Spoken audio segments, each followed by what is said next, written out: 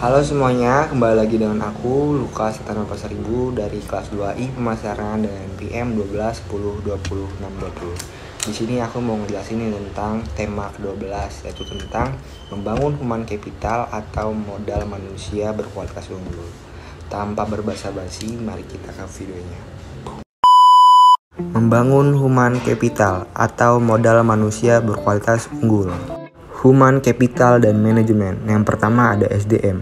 Sejarah peradaban manusia membuktikan bahwa manusia mampu menciptakan jauh lebih banyak informasi dari yang diserap oleh manusia itu sendiri dan dapat mempercepat perubahan jauh lebih cepat dari manusia yang mengikutinya. Manusia seperti ini adalah manusia yang memiliki keterampilan, kompetensi, dan pengetahuan yang diperolehnya melalui pengalaman belajar. SDM unggul. Jika suatu bangsa ingin maju dan sejahtera, maka bangsa itu memprioritaskan investasi pembangunan SDM untuk mencapai tingkat nilai yang tinggi dan tersedianya SDM unggul. Penekanan nilai ini membantu manusia lebih kreatif, produktif, dan mampu menyelesaikan masalah yang dihadapi dan bekerja keras dengan komitmen dan dedikasi tinggi didukung dengan integritas tinggi.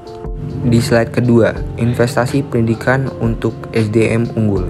Pembangunan human capital melalui investasi pendidikan oleh pemerintah, swasta, maupun masyarakat penting untuk mempersiapkan masa depan bangsa yang lebih baik lagi. Variabel penting SDM. Variabel penting dalam SDM adalah kemampuan, sikap, nilai-nilai, kebutuhan, dan karakteristik demografinya. Variabel tersebut menurut Gomez 2003.2.26 dipengaruhi oleh lingkungan seperti norma dan nilai-nilai masyarakat, tingkat pendidikan, dan peluang yang tersedia. Di slide ketiga, ada pentingnya manajemen SDM. Sifat SDM selalu berkembang, dinamis, baik jumlah maupun mutunya. Maka, untuk memperoleh keseimbangan antara SDM yang tersedia dengan tingkat perkembangan ekonomi pada tahap tertentu, diperlukan manajemen SDM yang tepat pada tingkat nasional dan daerah. Selanjutnya ada penekanan kualitas SDM.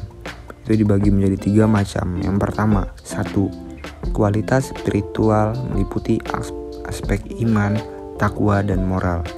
Yang kedua, kualitas masyarakat dan berbangsa termasuk kesetiakawanan sosial, rasa tanggung jawab, dan disiplin sosial. Ketiga, kualitas kekaryawanan yang meliputi 1. Faktor pribadi yaitu kecerdasan, pengetahuan, keterampilan, dan mandiri. Kedua, faktor lingkungan dalam organisasi seperti situasi kerja dan kepemimpinan. Yang ketiga, faktor luar organisasi seperti memahami nilai-nilai sosial dan ekonomi. Selanjutnya, kebutuhan SDM di Indonesia. Dari pandangan di atas, ditegaskan SDM yang diperlukan Indonesia adalah orang yang cakap, dapat dipercaya, memiliki motivasi tinggi, dan memiliki kemampuan dan kecakapan menciptakan iklim hubungan yang produktif dan mengembangkan iklim kerjasama tim yang solid. Selanjutnya, human capital dan manajemen SDM. Secara harfiah, pengertian modal manusia adalah pengetahuan, keahlian, kemampuan, dan keterampilan yang menjadikan manusia sebagai modal atau aset suatu bangsa. Human Capital Management oleh Gaspers 2012 dikenal juga sebagai manajemen talenta, yaitu suatu SDM yang terkait dengan proses pengembangan SDM dan memperkuat kedudukannya dalam suatu lembaga, memelihara dan mengembangkan SDM dan menarik sebanyak mungkin SDM yang memiliki kompetensi, komitmen, dan karakter agar organisasi yang menjadi lebih berkualitas. Nah, di slide terakhir tuh ada human capital dan manajemen SDM lagi. Dalam menyiapkan SDM yang berkualitas, manajer dalam seluruh hierarki organisasi bertindak sebagai perencana, perorganisasi, pengarah, pemotivasi, dan pengendali. Pada dasarnya, organisasi memiliki ketergantungan dengan SDM yang ada dalam organisasi untuk menggerakkan organisasi, memenangkan persaingan, dan mencapai tujuan melalui proses dan mekanisme manajemen yang benar.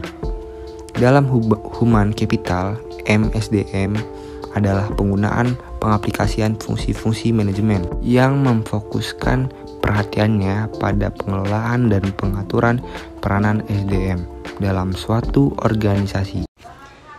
Sekian dari saya, Lukas Pasaribu. Terima kasih.